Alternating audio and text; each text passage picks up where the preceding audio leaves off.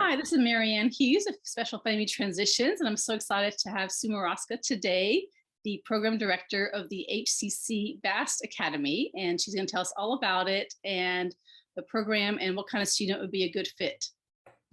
Thank you, Mary. Thank you, Marianne, for inviting me. I'm so happy to be here today and to share what we have to offer at Houston Community College. We are the Houston Community College VAST Academy, which is a comprehensive transition program, post-secondary program that serves students with intellectual and developmental disabilities, ages 18 to 25. And most of our students are coming right out of high school. And we offer a 2-year occupational skills certificate. It's under the continuing education, under our Division of Extended Learning workforce. We're under the workforce division, but they are soft skills and they are career readiness skills. But we have core classes that they have to take. We have electives and we have a formal graduation ceremony.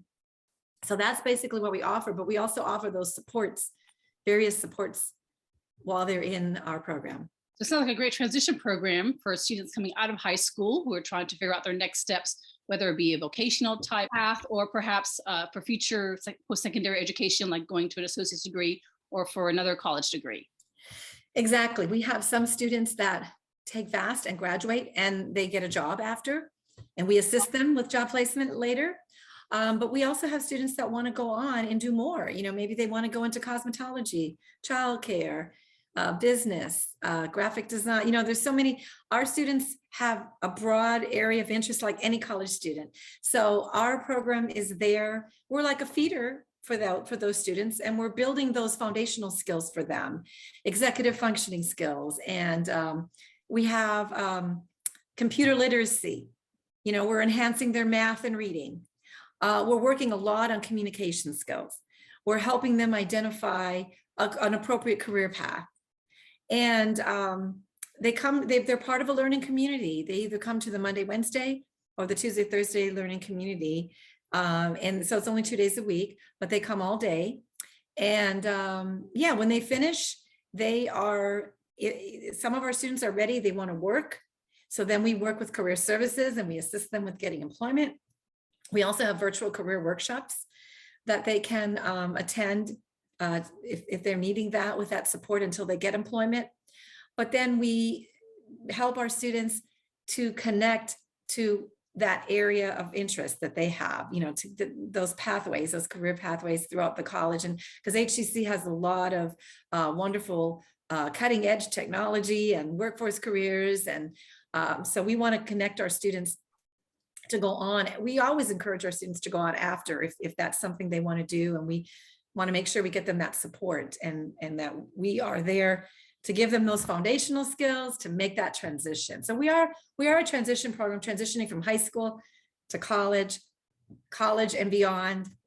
But ultimately, we want them to become more independent, become competitively employed. I mean, that's our ultimate goal. Great. And so you mentioned there's 2 classes, the Monday, Wednesday, and Tuesday, Thursday. Can you describe the type of student that would be a good fit for each of those classes, those cohorts? Sure. The Monday, Wednesday group is usually have a minimum reading level of 4th, 5th grade, but it can go above to grade level. We have some students on the spectrum that are at 12th grade level and they still come to VAST because they want those executive functioning soft skills first. And then on Tuesdays and Thursdays, that group is usually functioning 2.5 reading level or so, 3rd grade level, up to 4th grade level. And so we look at their academic ability, and because they take a placement test and we look at their academic ability and even sometimes socially, where they are socially, if they're a better fit for Tuesday, Thursday, or Monday, Wednesday. But we try to put them in a group so that they're with peers that are in the similar ability level and social maturity level as well. Right. And what level of independence do they have to have in each of those sections? Well, all of our students have to be independent, but of course we're working on helping them to become more independent and fully independent, but they have to be independent like any other college student going to college, in that they have to be able to follow the code of student conduct, which any other college student has to follow. If they break the rules, they'll have to see the dean like any other student. but we want them to, like if they were on an individual behavior plan in high school, for example, sometimes, we're not able to accept students if they're not ready. They're still requiring that because we're not doing individual behavior plans for students in our program. They have to follow the Code of Student Conduct independently. They have to be able to go to class and be in class for that hour and a half for each class all day. They have to not need one-on-one. So they have to be able to be there in class, not go off campus. And, we can't be, if someone's going to wander off, for example, we have to go look for them. That we're concerned about the safety of the student. We want to make sure that they have the support and the structure that they need, but we're not able to provide that one-on-one intensive type of, if they're in therapy or something like that.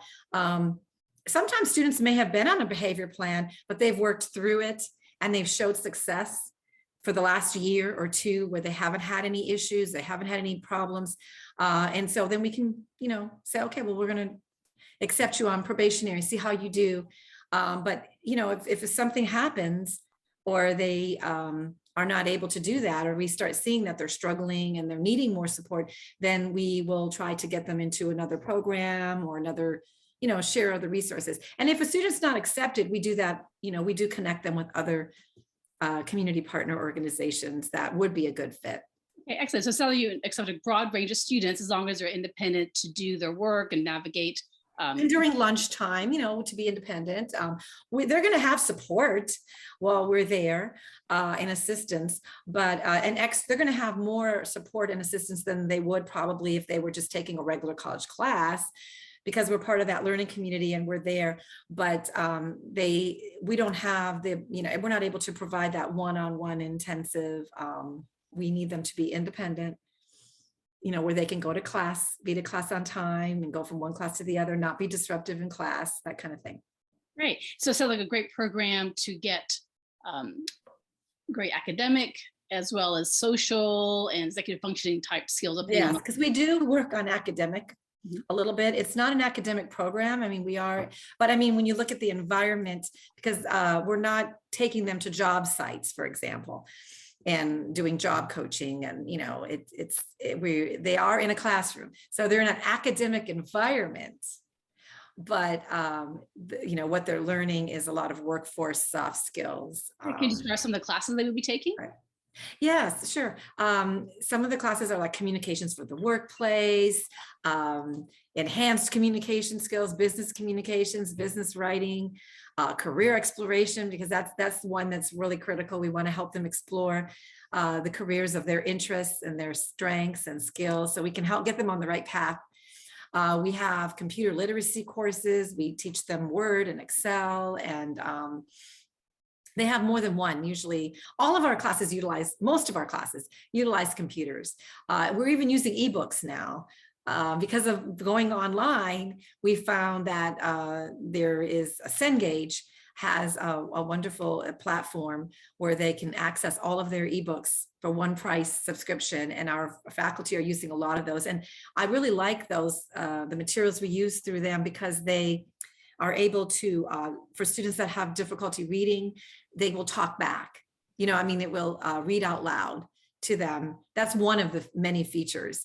And so we like those materials, but it's a combination. They're getting, we have online tutorials, and then we have instructional support specialists that assist them in the classroom. And we have partnerships with like the Honors College and other organizations on campus where they can come out and do service learning with our students, as peer mentors.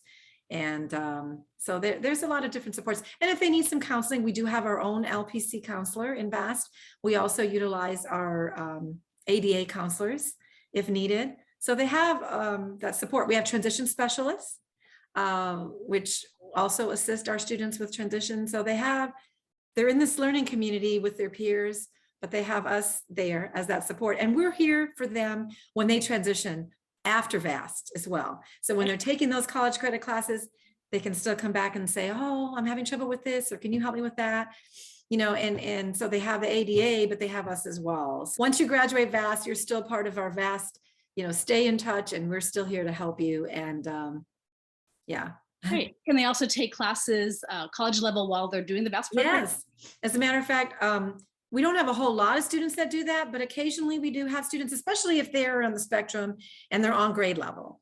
And so they may come to BASS classes on Monday, Wednesday, and then they may take a college credit class in their area of interest or a remedial class on Tuesday, Thursday, if they need be. So that does happen. Sometimes it happens in their second year before they graduate, if they're ready. We don't want them to do that until we see that they're ready. But if we see they're ready to handle, maybe a couple of our classes and then maybe a couple on the credit side, then we will help them to make that happen so they can get ahead, they can get started on that career pathway while they're in VAST. So we definitely do that and accommodate if it's a student that's ready for that.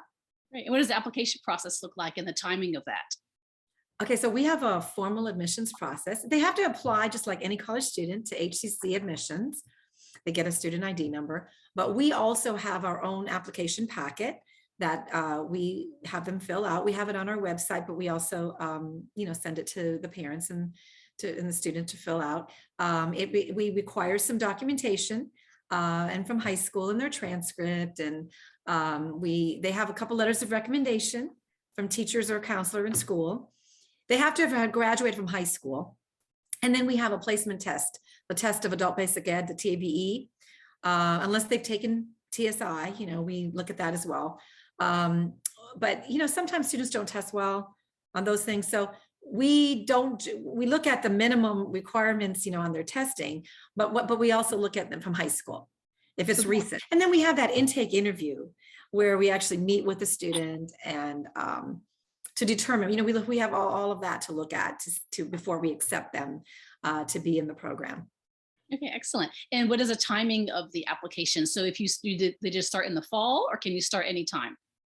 Well, yes, we accept students in the fall and spring. So they can enter in September and they can enter in January.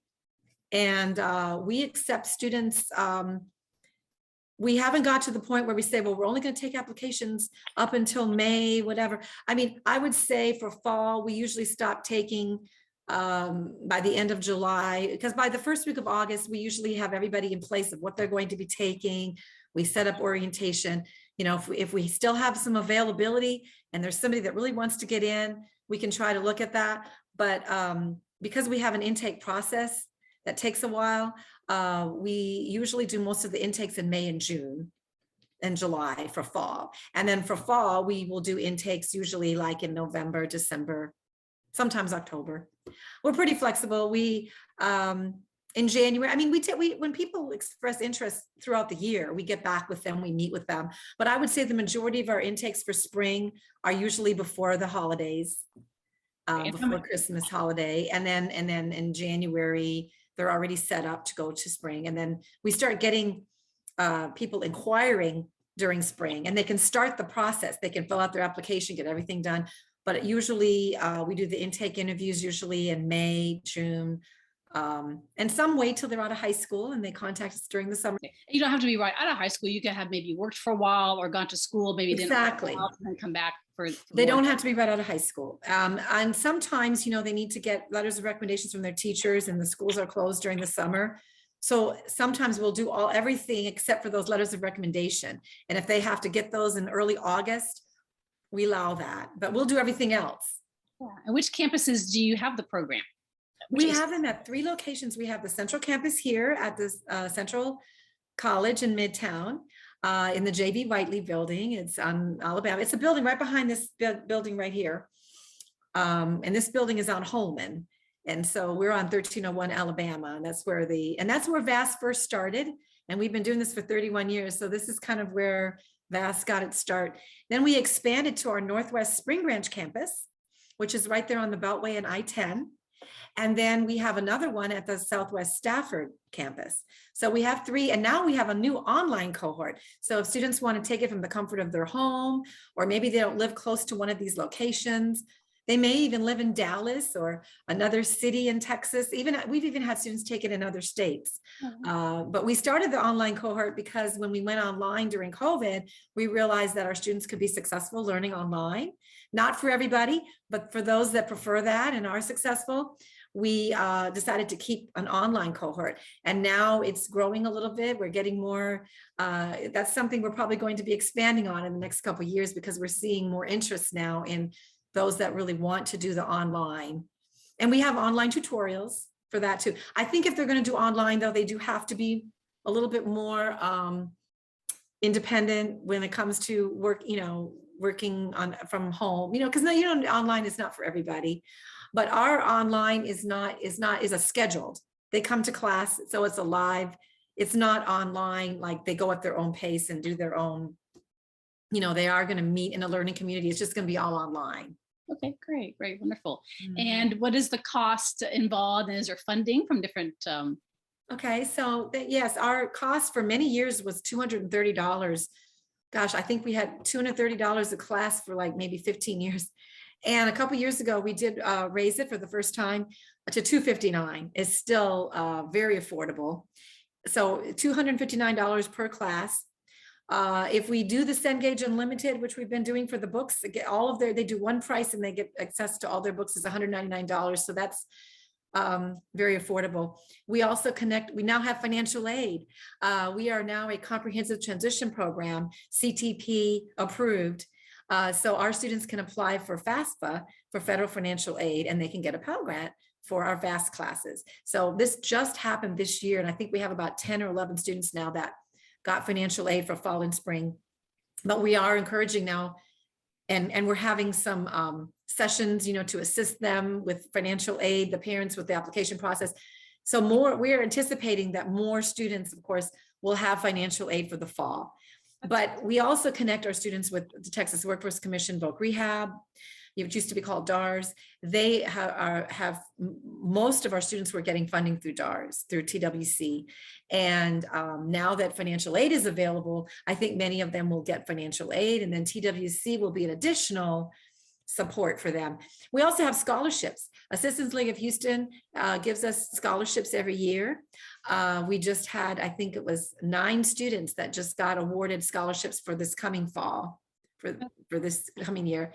And yeah, so they have, and they can apply for other scholarships through the HCC Foundation. So it's very affordable. I know most of the programs like ours around the country and even in Texas are not they are much higher when it comes to tuition. So we're very proud that we've been able to keep the price very affordable, and for our students. We don't want anyone to not come to school because of funding. So we're so happy that this financial aid piece has come, because that is really going to help so much more of our students too. And they can get college work study jobs on campus as a pre-employment experience. So we're so excited about that.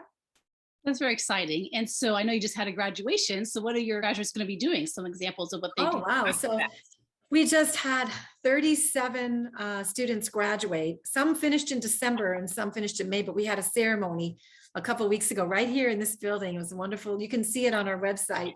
You can even go to hccs.edu/graduation, and you can see the actual video, because it was live streamed. And I don't know if I have exact numbers at the moment, but we do have some students that have already transitioned to college credit classes in different career of interest.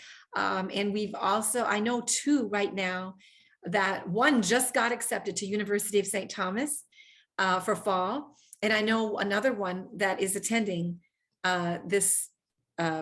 He graduated when he finished his classes with VAST in December, and he's been taking classes this spring. So we know those 2. We've got I've got several, about 5 or 6 that I know for sure that we are helping to transition to different career pathways throughout the college. And for fall, most of them are, we're helping them for fall.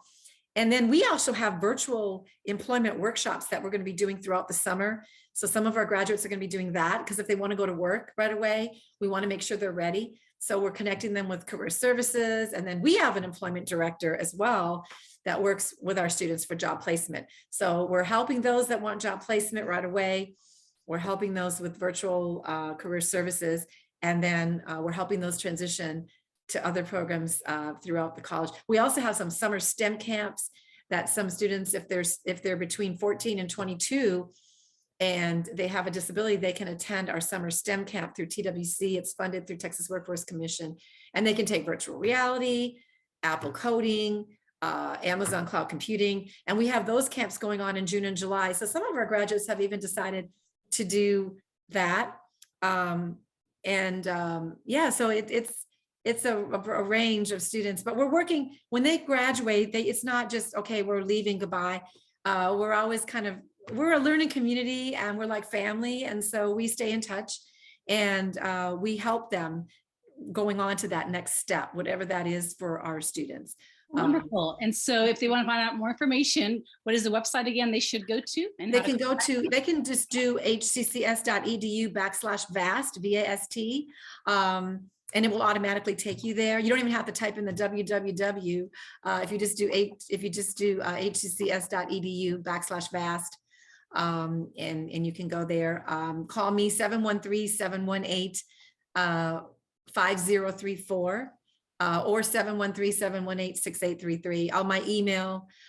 We have our contact information on our website and everything as well. We have a Facebook page too. We have an HCC Vast Academy Facebook page. You can see we post a lot of pictures and things on there, videos. So you can kind of see what our students are doing. Well, wonderful. Appreciate your time. And I'll put all the information, the contacts, and the websites in the description on this video. So thank you so much. And I hope people apply for this wonderful program and transition to the next step in life. Thank you. Thank you so much, Marianne. I appreciate it. Take care. Bye-bye.